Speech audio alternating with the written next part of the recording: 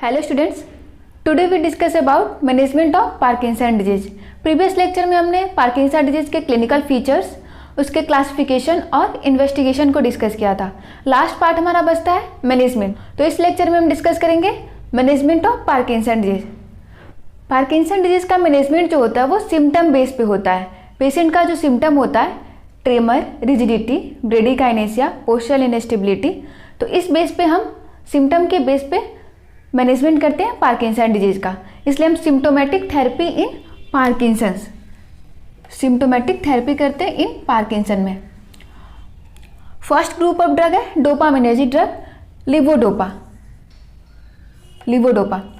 Levodopa का जो peripheral metabolism होता है वो हाई होता है, इसलिए कॉम्बिनेशन के साथ में डोपा डिकार्बोक्सिलेज देते हैं, डोपा डिकार्बोक्सिलेज इनहिबिटर और कॉम्ट इनहिबिटर।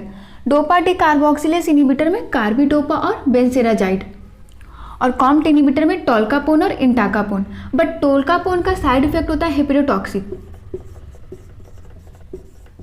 हिपेटोटॉक्सिक, और इंटाकापोन का होता है ऑरेंज कलर यूरिन।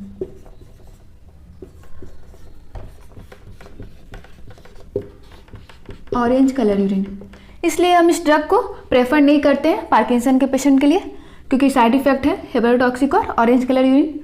तो लिवोडोपा के साथ में डोपा डिकार्बोक्सिलेज इनहिबिटर ही देते हैं, कार्बिडोपा और बेंसेराजाइड। और लिवोडोपा डोपा डिकार्बोक्सिलेज का जो रेशियो होता है वो 100 mg रेशियो 25 mg। ये लिवोडोपा और ये डोपा डिकार्बोक्सिलेज, ठीक है, ये रेशियो होता है। सेकेंड ग्रुप ऑफ ड्रग है डोपामिन एगोनिस्ट। डोपामिन एगोनिस्ट में एपोमॉर्फिन और एक और ड्रग है रोटिगोटिन।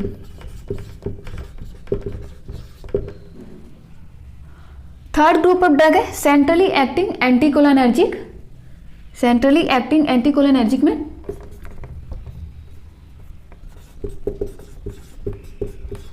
ट्राईहेक्सीफेनिडिल। ट्राईहेक्सीफेनिडिल सेंट्रली एक्टिंग एंटीकोलिनर्जिक ड्रग है। इसको यूज करते हैं only use in drug induced Parkinson. Drug induced parkinsonism. Drug induced parkinsonism के लिए सेंट्रली एक्टिंग एंटीकोलिनर्जिक ट्राईहेक्सीफेनिडिल को यूज करते हैं। फोर्थ ड्रग ऑफ चॉइस हमारा drug acting multiple mechanism. Multiple mechanism में जो कि डोपामिनर्जिक भी करे,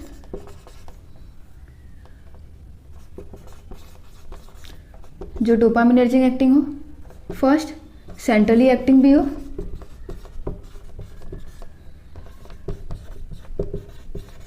सेंट्रली एक्टिंग एंटीकोलिनर्जिक,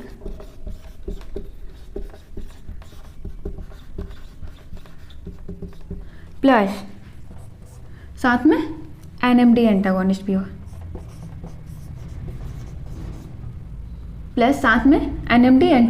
हो, ये जो ड्रग है वो एक्टिंग करता है मल्टीपल मैकेनिज्म, डोपामिनर्जिक भी, सेंट्रली एक्टिंग एंटीकोलिनर्जिक भी और NMD एंटागोनिस्ट।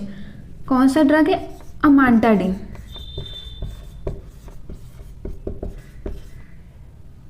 कौन सा ड्रग है? अमांटाडिन। तो ये 4 ग्रुप ऑफ ड्रग है जो कि हम यूज़ करते हैं पार्किंसन डिजीज के मैनेजमेंट में। डोपामिनर्जिक ड्रग में लिवोडोपा का पेरिफेरल मेटाबॉलिज्म हाई होता है, इसलिए कॉम्बिनेशन में डिकार्बोक्सिलेज इनहिबिटर का यूज़ करते हैं, कार्बिडोपा और बेंसेराजाइड का। कॉम्ट इनहिबिटर का यूज़ नहीं करते हैं ड्यू टू साइड इफेक्ट की वजह से। डोपामिन एगोनिस्ट में रोटिगोटिन और एपोमॉर्फिन। सेंट्रली एक्टिंग एंटीकोलिनर्जिक ट्राईहेक्सीफेनिडिल का यूज़ करते हैं, जो कि ओनली यूज़ करते हैं किसमें? ड्रग इंड्यूस्ड पार्किंसोनिज्म में। और जो मल्टीपल मैकेनिज्म ड्रग है वो डोपामिनर्जिक, सेंट्रली एक्टिंग एंटीकोलिनर्जिक और NMD एंटागोनिस्ट है, वो है अमांटाडिन। नेक्स्ट हम डिस्कस करेंगे ट्रीटमेंट ऑफ पार्किंसन डिजीज में किस ड्रग का सिम्टोमेटिक बेनिफिट ज़्यादा होता है। तो लिवोडोपा का मैक्सिमम सिम्टोमेटिक बेनिफिट होता है और मोस्ट एफिकेशियस ड्रग्स भी है ये, और नो रेस्पॉन्सिव होता है पार्किंसन प्लस सिंड्रोम में। क्लासिफिकेशन में हमने पढ़ा था कि पार्किंसन प्लस सिंड्रोम में लिवोडोपा का रिस्पॉन्स बहुत ही पुअर होता है। और पार्किंसन डिजीज में 4 सिम्टम्स है, 4 थिंग्स जो है जो कि नॉन रिस्पॉन्सिव होता है।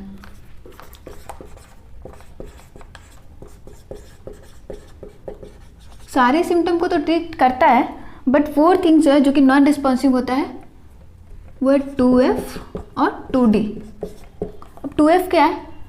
फ्रीजिंग एंड फॉल, ये 2F। 2D dysarthria, dysphagia, 2F freezing and fall. ये 4 जो सिम्टम्स है वो लिवोडोपा से कोई रिस्पॉन्स नहीं आता है। फ्रीजिंग फिनोमेना जिसको है, फॉलिंग टेंडेंसी है, डिसार्थ्रिया, डिस्फेजिया, पार्किंसन के पेशेंट में सारे सिम्टम तो ट्रीट हो जाते हैं, बट फ्रीजिंग का और फॉल का और डिसार्थ्रिया, डिस्फेजिया उसका कोई रिस्पॉन्स नहीं आता है इस ड्रग्स पे। जो कॉमन साइड इफ़ेक्ट है वो तो सबको पता है, नॉजिया, ये तो साइड इफ़ेक्ट में आना ही है, और वॉमिटिंग, और साथ में पोस्चरल हाइपरटेंशन।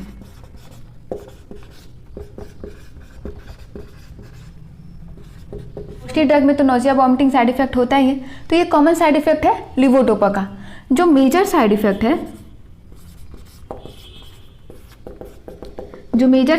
है वो है levodopa induced motor fluctuation. Levodopa induced motor fluctuation, ये मेजर साइड इफेक्ट है। पेशेंट को लिवोडोपा, पेशेंट आया पार्किंसन का, लिवोडोपा दिए, कुछ दिन बाद क्या होता है, ये साइड इफेक्ट देखने को मिलता है, लिवोडोपा मोटर फ्लक्चुएशन, और एक है डिस्काइनेजिया। तो ये तो मेजर साइड इफेक्ट है।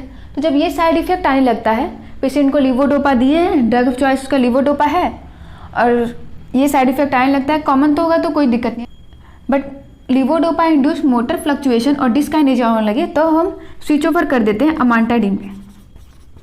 अमांटाडीन या तो स्मॉल डोज कर देते हैं,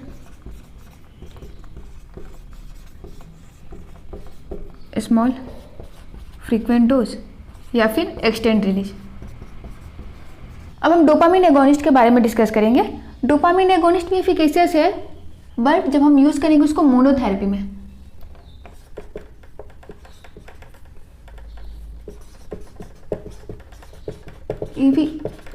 ये भी एफिकेशियस है, but when used a monotherapy.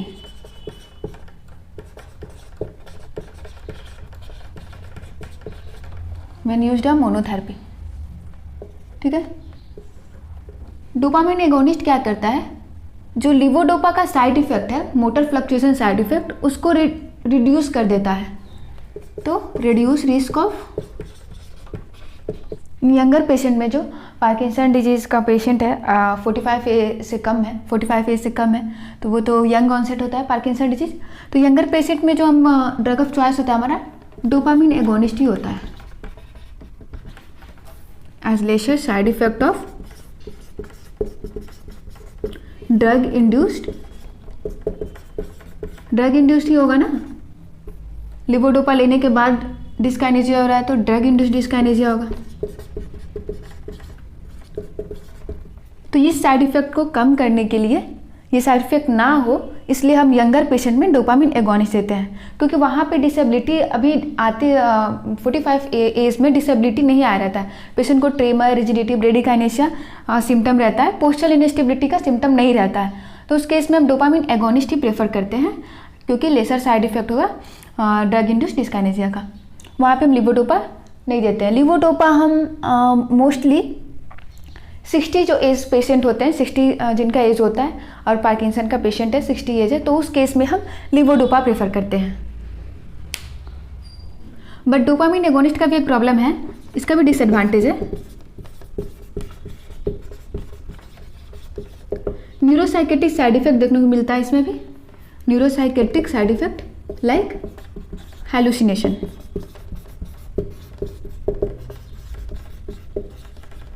तो जितने भी ग्रुप ऑफ ड्रग्स हैं पार्किंसन डिजीज के, सब में कोई ना कोई साइड इफेक्ट देखने को मिलता ही है, लेकिन लिवोडोपा का जो साइड इफेक्ट है मोटर फ्लक्चुएशन और डिस्काइनेजिया, ये मेजर साइड इफेक्ट है। इसलिए हम यंगर पेशेंट में हम डोपामिन एगोनिस्ट से ही स्टार्ट करते हैं। पेशेंट जब आता है तो डोपामिन एगोनिस्ट से ही हम स्टार्ट करते हैं। ठीक है। अब कोई भी ड्रग ऐसा नहीं है, डोपामिन एगोनिस्ट हो गया या फिर लिवोडोपा हो गया, या सेंट्रली एक्टिंग एंटीकोलिनर्जिक हो गया, जो डिजीज के प्रोग्रेशन को रोक सके। No drugs stop the disease progression.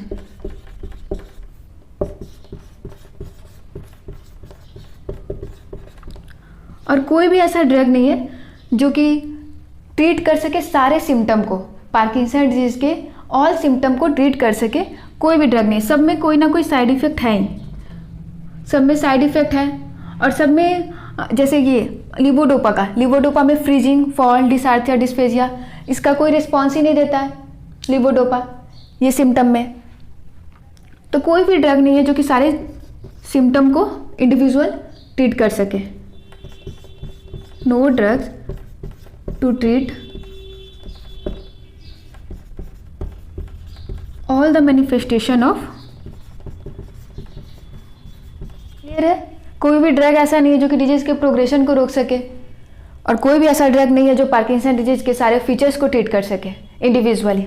ठीक है, अब क्या होता है कि अगर यंगर पेशेंट आता है, यंगर पेशेंट हमारे दो केस आता है, एक यंगर पेशेंट हो गया और एक एल्डरली पेशेंट। तो अगर यंगर पेशेंट का केस है, ठीक है, तो यंगर पेशेंट के केस में हम कभी भी डोपामिन एगोनिस्ट स्टार्ट करेंगे। फिर डोपामिन एगोनिस्ट स्टार्ट करने के बाद अगर उसे साइड इफेक्ट दिखता है हेलुसिनेशन, तो उसको स्विच ओवर कर देते हैं फिर लिवोडोपा पे। अगर एल्डरली पेशेंट आता है, एल्डरली पेशेंट है पार्किंसन डिजीज का, तो हम कभी भी स्टार्ट करते हैं लिवोडोपा से। ठीक है, लिवोडोपा से स्टार्ट करते हैं। अगर फिर सिम्टम दिखने लगता है डिस्काइनेजिया, मोटर फ्लक्चुएशन, तो हम उसको स्विच ओवर कर देते हैं डोपामिन एगोनिस्ट अमांटाडिन पे, या फिर स्मॉल डोज कर देते हैं। So students, this is all about management of Parkinson disease. I hope you understand very easily. So guys, please like, share and subscribe my channel PT Medicos. Thank you.